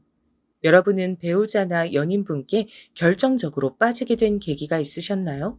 저는 정확하게 있었어요. 중고 물품을 거래하는 아주 유명한 인터넷 카페가 하나 있죠. 저는 거기서 80만 원을 사기당했습니다. 80만 원이라는 거금을 붙이고 거래 물품이 배송 오기를 오매불망 기다렸는데요. 일주일이나 기다렸다가 받은 택배 상자에는 쓰레기만 가득이었습니다. 그냥 쓰레기도 아니고 먹다 남은 치킨뼈가 웬 말인가요? 모욕적이었죠. 여러분의 배우자가 사기를 당했다는 걸 알고 너무 분통해서 눈물을 흘리고 있는 상황이라면 여러분은 가장 먼저 어떤 반응을 보이실 거예요? 제 예비 신랑 같은 경우엔 저한테 이렇게 말했어요. 너는 진짜 별걸 다 사기당한다. 하긴 웬 이상한 놈한테 사기 결혼도 당했었으니 알만하다. 정말 못 봐주겠다. 한숨과 함께 혀를 끌끌 차면서 말을 하는 거예요. 차라리 아무 말도 않는 게 낫지 않나요? 너무 울컥해서 제가 확딱지를 내려고 했던 그때 예비 신랑이 저한테 대뜸 80만 원을 송금해 주었습니다. 사기당한 금액을 왜 저한테 보내주나 싶어서 어리둥절했죠. 사기꾼 놈 잡힐 때까지 네가 2달이 못 먹고 잘까봐 내가 돈 보낸 거니까 사기꾼 잡히면 난 그때 그 놈한테 돈 받을게. 그러니까 너는 80만 원 사기당한 적 없다 생각하고 그냥 지내. 알았지? 그리고 넌 이 다음에 나랑 결혼하면 집안 살림 마음대로 들여놓지 마. 사기당해서 옥장판 사고 다단계 화장품 사고 이럴까 미리 겁난다. 참나. 근데 제가 그런 예비 신랑의 모습에 마음이 스르르 풀려버렸던 거 아니겠어요? 뿐만 아니라 예비 신랑이 그 후로 무척 잘생겨 보였습니다. 평소에 참새같이 생긴 얼굴상이라고 생각해 왔었는데 갑자기 늠름한 독수리 같은 인상으로 보였으니 말 다 했죠. 결국 그 사기꾼 놈이 잡히긴 했는데 전과가 하도 많았던 놈이어서 이래저래 복잡했고 돈은 못 돌려받은 채로 그 사기꾼 놈이 감옥 가는 과정을 지켜본 게 다였습니다. 제가 예비 신랑한테 농담조로 80만 원 다시 토해내야 하냐고 하니까 자기는 벼룩의 간을 빼먹을 생각이 없다고 저에게 대답했죠. 그런 면모가 정말 남자다운 남자여서 결혼하기로 약속을 미리 했던 건데요. 약간의 문제들이 있었다면 우선 제가 집안 형편이 어렵지 않다는 표현으로 수중에 돈이 좀 있는 사람임을 애둘러 표현을 해놨었을 뿐 가족 회사에 다니고 있는 중이라곤 안 밝혔단 점이 있었고요. 다음으론 예비 신랑이 변호사가 되기 위해 준비 중이라는 점이 있었습니다. 예비 신랑은 원래 꿈이 변호사였대요. 그런데 상황들이 이래저래 항상 여의치 않았기 때문에 줄곧 평범한 직장 생활을 하고 있었던 겁니다. 변호사가 되기로 아예 작정을 먹은 건 절 만난 뒤였죠. 제가 자꾸만 해보라고 용기를 불어넣어줬거든요. 저는 예비 신랑을 만나면서 영영 잃어버릴 줄 알았던 결혼에 대한 긍정적인 마음을 다시 찾았기 때문에 저도 뭔가 상대방에게 좋은 영향의 변화를 일으켜주고 싶었어요. 변호사 준비에 매진하려면 당연히 일을 관둬야 했죠. 죽기 살기로 매달려도 될까 말까 한 게 변호사라고 했으니까요. 전 슬프게도 공부와 썩 인연이 없는 두뇌였지만 공부에 일가견 있는 사람이라면 항명 알고 있었습니다. 제 친정 언니요. 야, 너 남들보다 훨씬 더 뒤통수 잘 맞고 살팔자로 보이는 거 너도 그 나이쯤 먹으니까 실감되지? 그니까 얼마나 진지한 사이가 되든 간에 부모님 회사라든지 집안 재산이라든지 이런 건 다 드러내지 말고 지내. 그리고 변호사는 진짜 아무나 되는 거 아니다. 그 사람이 허송세월만 날리고 변호사가 안 될지도 모를 일이잖아. 그니까 아무튼 네 패를 굳이 다 까볼 필요가 없어. 친정언니의 입에서 변호사 되는 건 정말 힘든 일이라는 소리를 들은 이상 전 예비 신랑의 뒷바라지를 굉장히 열심히 해야겠다 다짐했어요. 보통의 정신과 체력으론 변호사가 못 되겠더라고요. 게다가 예비 시댁은 아들의 꿈을 믿고 응원이나 못 해줄 망정 변호사 준비하는 동안에 그럼 돈은 어디서 어떻게 벌 거냐며 그 걱정이나 하고 돈 타령이나 해댔거든요. 제가 아니면 예비 신랑은 변호사 도전을 꿈꾸기가 정말 어려운 형국이었어요. 우리 아들하고 만난다는 아가씨가 그쪽이에요? 둘이서 결혼까지 이미 약속을 했다던데. 그러면서 대체 우리 아들한테 얼마나 헛바람을 많이 넣었으면 우리 아들이 멀쩡히 잘 다니던 회사도 때려치냐고. 여자 하나 잘못 사귀어서 우리 아들 인생이 망신당하게 생겼네. 그것도 개망신. 그 모친께선 저를 보자 분통을 터뜨리셨어요. 가슴을 퍽퍽 치기도 하셨죠. 저 때문에 예비 신랑이 그릇된 방향으로 가게 됐다 여기시더군요. 그런데 말끝마다 어쩜 그렇게 우리 아들 소리를 해대시던지 제가 듣기론 예비 신랑이 자라는 동안 특별하게 지원을 해주신다거나 큰 도움을 주신 적이 없던 것으로 아는데 뭐든 악바리 정신으로 혼자 다 해낸 예비 신랑에게서 떨어지는 콩고물에는 무척이나 관심이 지대하신 것 같아서 제 기분이 싱숭생숭하더라고요. 적어도 제 친정 부모님께선 부족한 작은 딸 때문에 걱정을 많이 하셨을지언정 당신들께서 저에게 무언가를 얻어내려고 하신 분들은 아니셨으니 예비 신랑의 입장이 낯설게 보이기도 했습니다. 제가 얼마나 팔자 좋은 집안에서 나고 자랐는지 그런 것도 새삼 실감이 됐고요. 부모님 관심 좀 못 받고 컸다고 해서 불평, 불만을 가졌던 어린 시절이 오랜만에 부끄럽기도 했습니다. 저는 예비 시어머니 되시는 분을 뵙고 나서 제가 더욱 적극적으로 예비 신랑을 지지해줘야겠다고 생각했어요. 제가 일을 꾸준히 다녔고 그러는 동안 예비 신랑은 변호사가 되기 위해 열심히 하루하루를 보냈죠. 그런데 몇 달이 지나자 예비 신랑은 내심 불안한 속내를 드러냈습니다. 너무 늦은 도전은 아니었을까? 진작 이렇게 했어야 했는데 이제 와서 내가 헛물만 켜고 있는 건 아닐까 싶다. 늘 강인하고 꿋꿋해 보이던 사람도 나약해질 때가 있다는 것을 저는 이때 처음 알게 됐어요. 힘들어했고 무척 막막해했어요. 어느 순간엔 끌어넘치던 자신감이 갑자기 확 하락해서 아무것도 못할 정도가 되기도 했죠. 예비 신랑은 20살 나이부터 자취를 해왔고 워낙 독립적인 성격의 사람이었습니다. 그래서 본인 스스로도 외로움을 안 타고 스트레스도 별로 안 받고 딱히 힘든 것도 잘 모르며 사는 사람인 줄 알았다네요. 그런데 아닌 것 같아. 얼마 전에 친구놈이 직장에서 지난주에 승진했다는 걸 알게 됐는데 미치겠더라. 예전 같았으면 그런 소식 들어도 눈 하나 깜짝 안 했을 테고, 그래? 야, 잘 됐다. 정말 축하한다. 이렇게 인사를 해줬을 텐데 그게 안 되더라. 내 마음이 복잡했어. 이런 내 자신이 너무 못나서 미치겠다. 나 이제 어떡하냐. 이러다 변호사고 뭐고 다 실패하는 거 아닐까 싶어.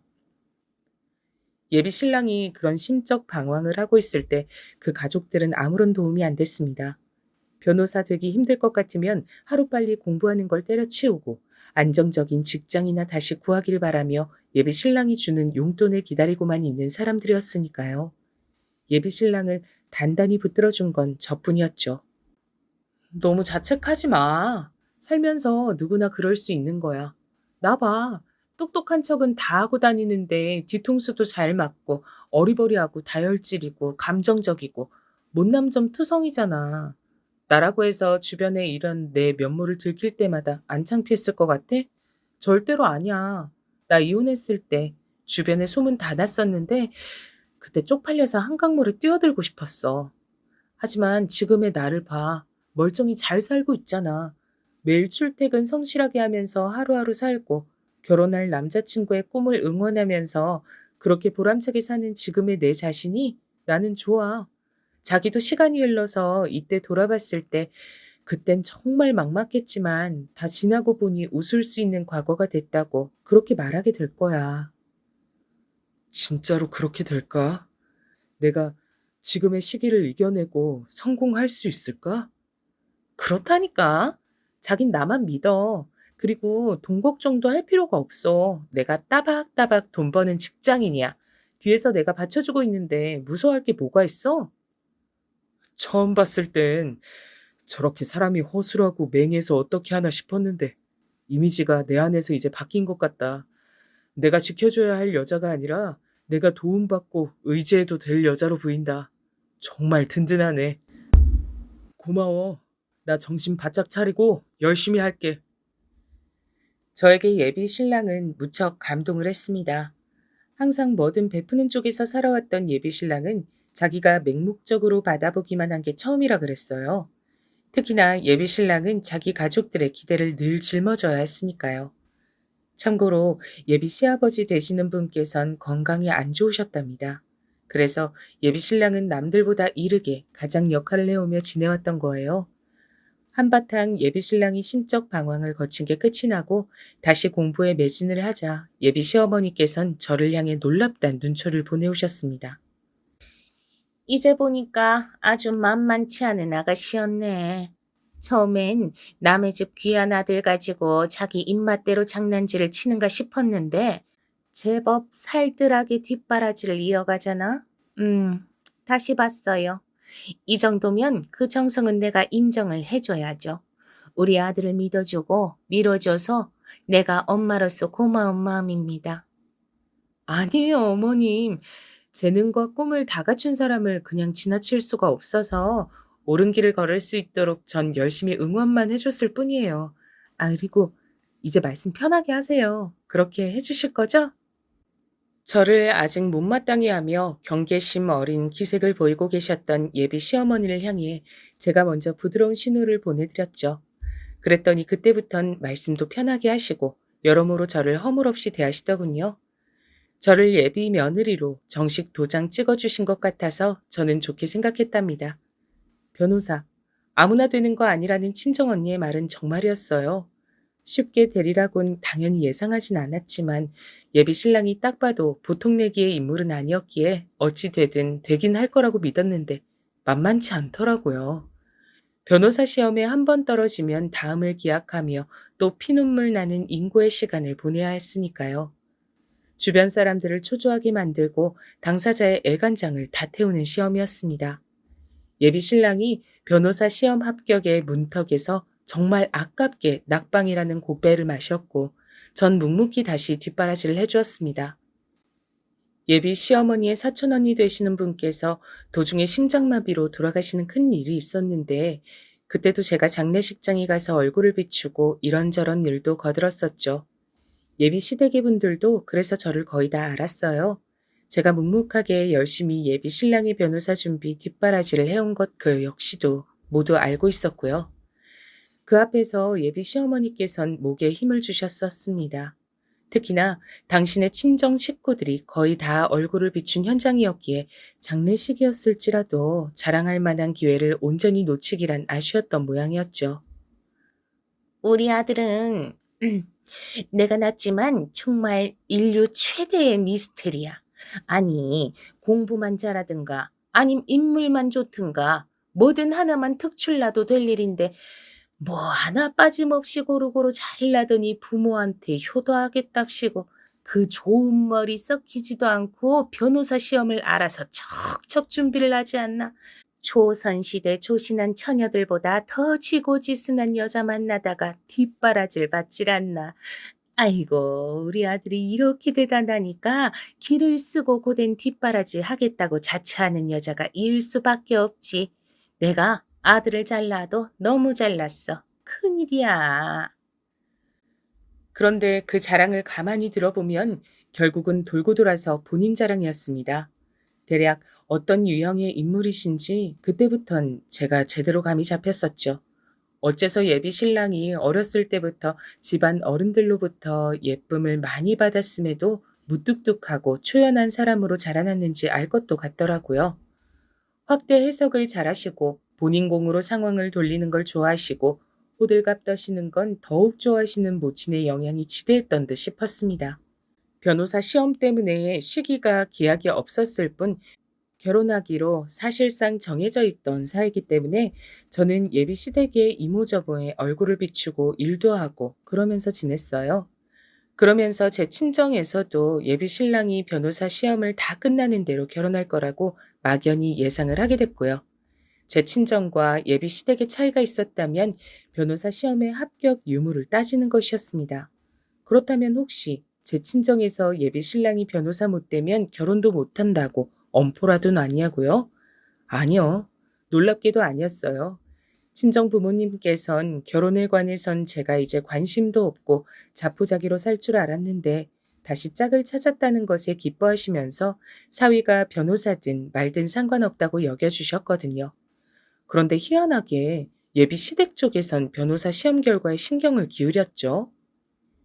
우리 아들을 살뜰하게 뒷바라지 해주고 여태까지 배신 안 하고 곁을 지켜줘서 정말 고맙구나. 그런데 설마 우리 아들이 변호사가 끝내 못 되면 그때 돼서 필요 없다고 휙 버리는 건 아니겠지? 그때 가서 우리 아들 배신 때리면 재미없을 줄 알아. 애초에 네가 꼬드겨서 변호사 하겠답시고 우리 아들이 지금 여태 저러고 있는 건데. 네? 아니에요. 그럴 리가요. 저는 애초에 변호사가 되고 싶은 남자를 만났던 게 아니라 평범하게 직장 생활하는 남자를 만났던 것뿐인걸요. 자기의 오랜 꿈을 향해 도전하는 모습이 좋을 뿐이에요. 만약에 변호사가 못 된다고 하더라도 제 마음이 식진 않을 거예요. 상관없는 얘기니까요. 그러니? 네가 생각 외로 정신머리가 똑바로 박혀있네. 부디 지금 그 말이 입 바른 소리만이 아니었길 바라마. 근데 너 돈 좀 있니? 사는 형편이 원체 어렵진 않다 들었는데 일을 연봉 많이 받고서 다니는 건 아니잖아. 돈은 어떻게 좀 모았어? 아, 열심히 직장 생활하면서 그만큼 열심히 모으고 있습니다. 제가 돈 관리는 잘하는 편이라서요. 그래. 자신이 있는 모양이구나. 다행이야. 네가 비록 중소기업 나부랭이나 다니고 있지만 우리나라에 널린 것이 중소기업이고 드물게 중견기업과 대기업이니까 능력만 된다면 다들 중견기업하고 대기업에 다니고 싶겠지. 하지만 능력이 받쳐주는 사람은 내가 너무 잘 낳아놓은 우리 아들 정도로 무척 드문 경우니까 나는 그런 사실을 잘 아는 유식한 사람으로서 너를 후하게 평가 중이야. 나처럼 생각이 깊고 개념이 상당하게 갖춰진 시어머니를 만나게 된 걸 넌 아주 행운이라 생각해야 된다. 예비 시어머니의 화법은 제가 이제 꽤 들어봤고 적응도 다 마친 상태였기에 별로 진지하게 생각하진 않았습니다. 듣는 사람의 얼이 빠지는 말씀을 아무리 하셔도 전 그저 아, 저분이 자아도취를 또 하셨구나 이렇게 생각하고 말았죠. 제가 하도 수더분한 반응만 보이니까 나중이 되어서는 예비 시어머니께서도 제 앞에서 별다른 말씀을 안 하기 시작하셨던 것 같아요. 그래서 저는 설마 그분이 시간이 지나 제 속을 뒤집어 놓으실 줄은 몰랐습니다. 속 뒤집어지는 그때가 되기 이전에 제가 예비 시댁의 또 다른 인물과 엮인 것이 먼저였죠. 예비 신랑은 외동이 아니었거든요. 그 여동생, 저에겐 예비 시누이 되는 인물이었습니다. 아주 골 때리는 사람이었어요. 남매가 성향이 아주 달랐죠. 예비 신랑이 현실주의자라면 예비 시누이는 이상주의자였습니다. 에이씨, 항공사들이 죄다 눈이 삐었나? 왜 자꾸 나를 승무원 채용해서 불합격시키는 거야? 이젠 지원할 항공사도 아예 남아있질 않은데. 아, 안 되겠다. 옷 파는 쇼핑몰에서 모델이나 하면서 경력부터 쌓아야지. 언니 생각은 어떠세요? 제가 쇼핑몰 모델하면 그 경력이 승무원 지원하는 데 도움 되겠죠? 글쎄요. 그게 그렇게 연관이 있는지는 제가 잘 모르겠어요. 그쪽에 문외한이라서요. 하긴 그 나이 되도록 언닌 중소만 전전하면서 일이나 해오셨죠. 뭘 아시겠나 싶네요. 근데요, 쇼핑몰 모델하다가 연예인으로 빠지는 건 어떻게 생각하세요? 가능성 있겠죠? 어떻게 생각하긴 뭘 어떻게 생각합니까? 문외한이라고 대답을 했는데도 막무가내였죠. 예비 시누이는 이런 성격이었어요. 말을 할 때 뇌를 거치고 말을 해야 하는데 입에서 그냥 막 뱉었어요. 신체 조건도 괜찮고 얼굴도 제법 예쁘장했는데 왜 자꾸 승무원 시험에 떨어지는지 알 것 같더라고요. 예비 시댁에 가서 밥을 함께 먹었을 때 목격했던 건데 예비 시아버지 되시는 분께서 밥상을 앞으로 가져오시자마자 아직 물컵이 안 보인다고 말씀을 하셨거든요. 물컵 좀 놓으라고 그렇게 말씀을 하셨다면 그 의미가 뭐겠어요? 여러분이 만약 이 상황에서 그 요청을 받은 예비 시누이가 되셨다고 가정해보면 어떻게 행동하셨을 건가요? 당연히 컵에 물을 받아서 가져다 드리지 않겠어요. 하지만 예비 시누이는 컵만 가져왔습니다. 물컵만 갖다 드리고는 짜증을 내시는 본인의 부친을 향해 물 떠다 달란 요청은 따로 없었잖아요. 라고 받아치더군요. 이런 판국인데 무슨 승무원을 하겠나요? 혹시 순수 악이라고 들어보셨어요? 어린아이들은 악의가 없기 때문에 순수한 마음으로 나쁜 짓을 할 때가 있다고 해요. 이런 게 순수 악이라고 하던데 예비 시누이가 딱 그랬습니다. 그리고 이런 인물에게 저는 제 과거를 털어놓는 실수를 저지르고 말았죠. 딱히 악의가 없고 말을 막 할 뿐이라는 걸 알고 나자 예비 시누이가 꽤 괜찮은 사람으로 느껴져서 어느 날 예비 시댁 근처의 카페에서 따로 커피를 마시게 됐을 때 이런저런 대화를 나누다가 제 과거를 궁금해하는 예비 시누에게 말을 해버렸던 거예요. 결혼 전적, 유산 이야기 이런 걸 말이에요. 그때 굳이 왜 예비 시댁을 갔었는가 하면 예비 신랑이 변호사 시험을 다시 친 직후였기 때문입니다. 예비 신랑은 합격을 예감하며 표정이 밝았고 모두가 좋은 시간을 보냈었죠. 당연히 저는 결혼을 머릿속에 바로 그리게 됐고요. 이제 한 가족이나 다름없는 예비 시누이가 가슴 아프단 표정으로 제 이야기를 들어줬을 때까진 문제가 없었습니다. 본인 모친에게 그걸 미주알 고주알 다 떠들어버려서 그게 문제였죠. 우리 딸한테 다 들었어. 참나. 뭐? 한 번 다녀왔다고? 게다가 애가 들어섰던 몸이라고? 이런 어처구니 없는 경우를 다 봤나. 우리 집안을 얼마나 우습고 만만하게 봤으면. 아니에요. 절대로 그렇게 본 적 없어요. 굳이 과거를 말씀드릴 이유가 없었고 밝힐 시기를 못 잡았을 뿐이에요. 정말입니다. 그리고 저희 두 사람은 서로에 대한 모든 이야기를 다 나눈 이후에 교제를 시작했었어요. 적어도 서로를 기만한 적은 없었으니 마음 풀어주세요. 저는 제가 말을 그렇게 조리 있고 차분하게 할 줄 아는 사람인 줄 몰랐네요. 예비 신랑을 만나면서부터 제가 계속 빠른 변화를 해온 것 같았어요. 변호사 될 남자를 만나느라 그랬나 봐요. 제가 정중하게 말씀을 드리자 예비 시어머니께선 씩씩거리면서도 화를 꾹 참으셨고 몇 달 후 예비 신랑은 당당하게 변호사가 됐습니다. 모든 게 다 잘 되어가는 줄로만 알았어요. 하지만 예비 신랑이 변호사가 되고 나자마자 예비 시어머니께선 거품 물고 발작을 해대시며 절 반대하기 시작하셨습니다. 우리 아들이 무려 변호사인데, 사자 중에 사자, 변호사인데, 중소기업 나부랭이 다니는 보잘것없는 여자와 결혼을 시킬 순 없지. 고작 이딴 며느리 보려고 내가 우리 아들 변호사 만든 줄 알아? 농담 아니라 진짜 눈까지 뒤집고 반대를 하셨어요. 중소기업 안 나쁘게 본다고 하셨을 땐 언제고 어이가 없었네요. 게다가 제가 다 뒷바라지 했는데 갑자기 황당한 생색을 내시다니요. 말도 안 될 일이었죠. 하지만 자기 모친이 울고불고 난리를 치는 모습에 예비 신랑도 선뜻 모진 말씀은 못 드리고 한숨만 쉬는 형국이었습니다. 저는 예비 시어머니께 양심이 있으시다면 저의 지난 수고를 봐서라도 결혼시켜 주시는 게 맞다고 말씀을 드렸어요. 그랬더니 돌아온 소리가 내가 솔직히 말하마. 변호사 됐다고 해서 갑자기 땅에서 돈이 솟아나니? 하루아침에 돈벼락이라도 떨어져? 앞으로 잘 풀릴 미래를 보고 사는 것이고 당장에 돈이 생겨나는 건 아닌데 어떻게 너 같은 것 하고 결혼을 시키겠어? 우리 아들이 돈을 왕창 잘 벌기 전까지 멋들어지게 받쳐줄 돈 많은 며느리를 들이는 게 당연한 선택인 거야. 이제 변호사가 됐으니 잘 사는 집 아가씨들도 줄을 설 거다. 너처럼 한 번 다녀와서 온몸이 더럽혀진 여자는 영원히 굿바이 하고 싶구나. 굿바이? 너야말로 양심이 있다면 우리 아들 옆에서 떨어져라. 뒷바라지 어쩌고 지랄을 떨 거라면 그 뒷바라지 비용인지 뭔지 아는 거? 네, 계산해서 쳐줄 테니까 그거 먹고 떨어져. 그 소리 듣고 제 이성이 뚝 끊겼습니다. 이놈의 예비 시댁과의 연을 뚝 끊어야겠다 싶더라고요. 그래서 박장대소를 실컷 해줬죠. 제가 갑자기 막 웃으니까 그분이 의아하게 쳐다봤습니다. 상심에 미쳐버린 거냐고 저한테 물으시길래 웃으며 대답을 해드렸죠.